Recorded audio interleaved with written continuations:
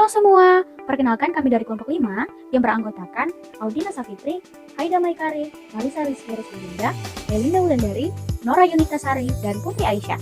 Di sini kami akan membahas tentang perencanaan dan pelaksanaan pembangunan. Let's check this out.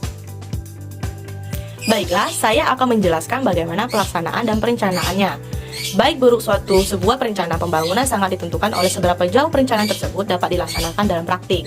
Kenyataannya dalam sejarah menunjukkan bahwa Indonesia sejak lama menerapkan sistem perencanaan yaitu mulai tahun 1957. Akan tetapi, kenyataannya menunjukkan bahwa perbandingan Indonesia baik secara nasional maupun daerah masih tetap saja ketinggalan dibandingkan dengan negara tetangga misalnya Malaysia.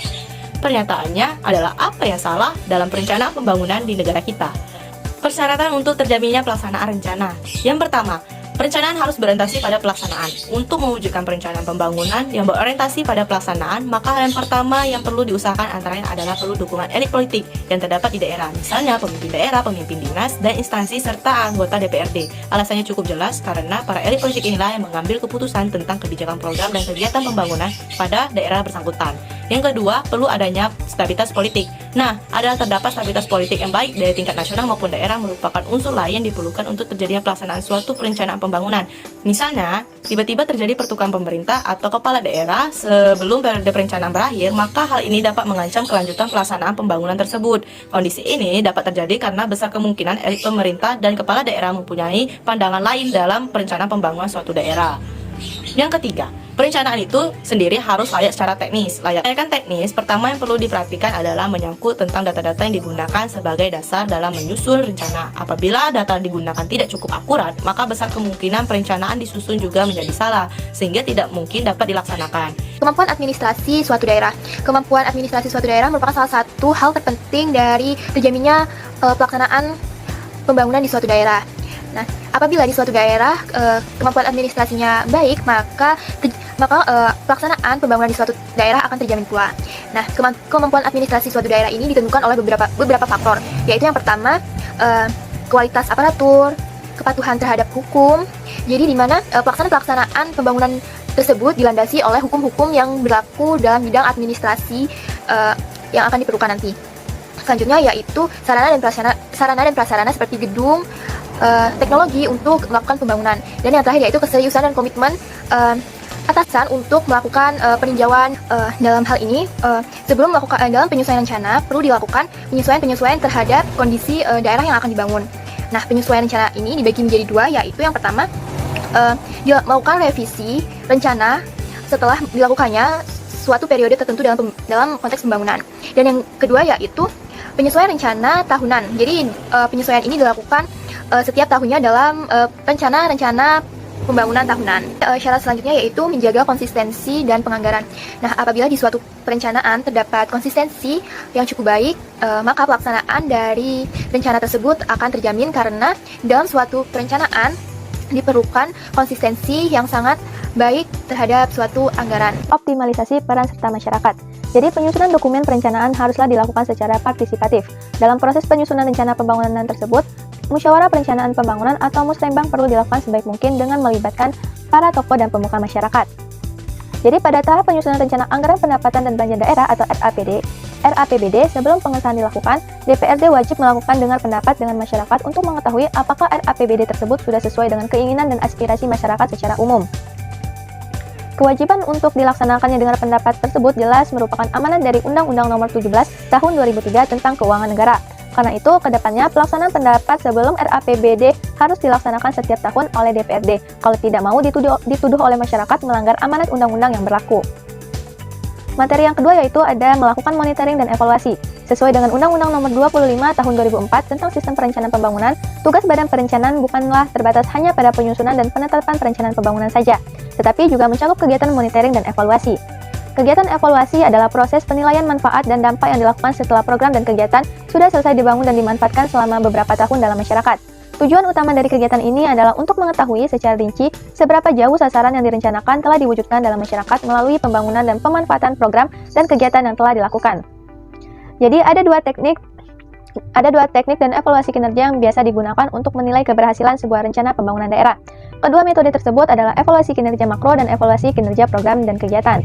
Metode evaluasi kinerja makro pada dasarnya bertujuan untuk menilai seberapa jauh target sasaran makro yang telah ditetapkan semula dalam dokumen perencanaan dapat dicapai setelah beberapa periode waktu tertentu.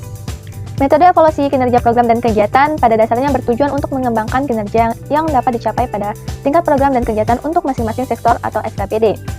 Pelaksanaan monitoring dan evaluasi ini dilakukan bukanlah untuk mencari siapa yang salah, sebagaimana dilakukan oleh aparat pemeriksa, tetapi tujuan utamanya hanya untuk mengendalikan dan memperbaiki arah dan kualitas rencana pembangunan. Kegagalan teknis perencanaan pada dasarnya terjadi karena beberapa faktor. Salah satu faktornya adalah faktor dualisme pola penyusunan dan penetapan rencana. Nah, dualisme ini akan menyebabkan kebingungan dalam upaya pembangunan masing-masing daerah karena akan terjadi perbedaan pembangunan masing-masing daerah dan menyebabkan sinergitas dan keterpaduan sulit terwujud dalam upaya pembangunan nasional. Lantas, terdapat dua bentuk dualisme. Yang pertama, dualisme yang terjadi karena pola penyusunan perencanaan dokumen rencana itu dikeluarkan oleh dua lembaga yang berbeda. Yang pertama dikeluarkan oleh Bappenas, yang kedua dikeluarkan oleh Mendagri, di mana tiap-tiap pola penyusunan yang dikeluarkan dua lembaga ini intinya itu berbeda. Kemudian dualisme yang kedua terjadi karena terdapat dua undang-undang yang berbeda. Yang pertama Undang-Undang Nomor 25 Tahun 2004 mengenai Sistem Perencanaan Pembangunan Nasional, yang kedua Undang-Undang Nomor 32 Tahun 2004 mengenai Peraturan Daerah, di mana kedua undang-undang ini sama-sama membahas mengenai RPJMD, di mana undang-undang yang pertama menyatakan bahwa RPJMD harus disusun berdasarkan dengan RPJMN atau berdasarkan kepala daerahnya setempat, sedangkan undang-undang yang kedua menyatakan bahwa penyusunan RPJMD itu harus berdasarkan peraturan daerah. Hal inilah yang menyebabkan dualisme ini menyebabkan terjadinya kegagalan dalam pelaksanaan perencanaan pembangunan. Kegagalan teknik perencanaan yang kedua adalah arah pembangunan daerah kurang realistis, yang disebabkan oleh visi misi pemimpin daerah terlalu ambisius dan kurang konkret dalam menyusun perencanaan. Selain itu, target pembangunan tidak sesuai dengan kemampuan daerah. Ketiga, kelemahan teknis penyusunan rencana, terutama di kabupaten atau kota yang kekurangan sumber daya manusia, tenaga perencana, dan aparatur yang ada pada umumnya adalah tenaga administrasi secara umum tidak memiliki pengetahuan khusus mengenai perencanaan. Yang keempat adalah keterbatasan data statistik yang tersedia. Ketersediaan data yang akurat adalah acuan utama dalam menentukan arah pembangunan. Namun, data yang ada memiliki tingkat akurasi yang rendah dan tidak dapat menggambarkan kondisi daerah yang sebenarnya. Kelima, kurang terpadunya perencanaan dan penganggaran dalam ilmu perencanaan. Keterpaduan antara planning, programming, and budgeting menjadi syarat penting dalam menentukan keberhasilan pelaksanaan suatu perencanaan pembangunan. Namun, kondisi di lapangan menyatakan bahwa RPJMD maupun RKPD tidak sama dengan anggaran yang ada di APBD. Keenam adalah adanya goncangan perekonomian dan bencana alam. Misalnya tsunami Aceh dan gempa di Jogja. Goncangan ini memaksa sebuah daerah mengubah arah perencanaan untuk mengembalikan lagi kondisi daerah tersebut menjadi kondisi yang seperti semula.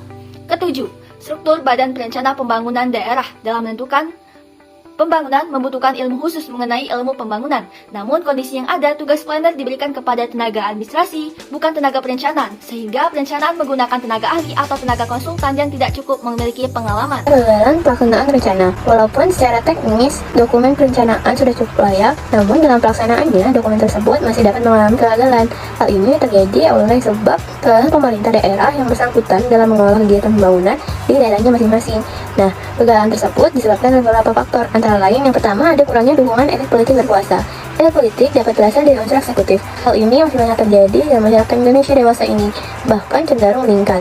Oleh sebab itu, sebagai masyarakat, kita harus mengupayakan agar wakil rakyat yang terpilih dalam pemilihan haruslah pemimpin yang berkomitmen kuat terhadap pembangunan daerah, juga memiliki visi yang sejalan dengan keseluruhan kepentingan masyarakat. Yang kedua, ada kurang sempurnanya penyusunan anggaran kinerja. Meskipun hal yang sudah merupakan kewajiban, namun dikarenakan keterbatasan aparatur daerah setempat, pada kenyataannya masih banyak pemerintah daerah yang masih belum melaksanakan kewajiban tersebut secara baik dan juga kontinu. Yang ketiga, ada pun kurang optimalnya pemanfaatan partisipasi masyarakat. Walaupun musrenbang atau musyawarah perencanaan pembangunan sebagai wadah untuk menyerap partisipasi masyarakat sudah ada dan dilakukan secara berkala, namun pelaksanaannya terkesan hanya bersifat formalitas dan seremonial belaka. Tidak banyak pemikiran dan aspirasi yang dapat diberikan tokoh masyarakat. Dan walaupun ada, cenderung tidak operasional. Pemerintah daerah sendiri juga belum banyak memasukkan diskusi musrenbang ini sebagai perbaikan. Akibatnya sering terjadi ketidaksesuaian antara program dan kegiatan pembangunan dengan aspirasi dan keinginan masyarakat setempat. Dan yang terakhir ada kebiasaan melakukan KKN, korupsi, kolusi, dan nepotisme. Para ahli hukum mengatakan bahwa KKN merupakan extraordinary crimes atau kejahatan yang luar biasa. Dampaknya ialah perubahannya pelaksanaan program dan kegiatan dari apa yang sudah ditetapkan dalam dokumen perencanaan hingga kegiatan yang tidak pernah direncanakan justru dilaksanakan.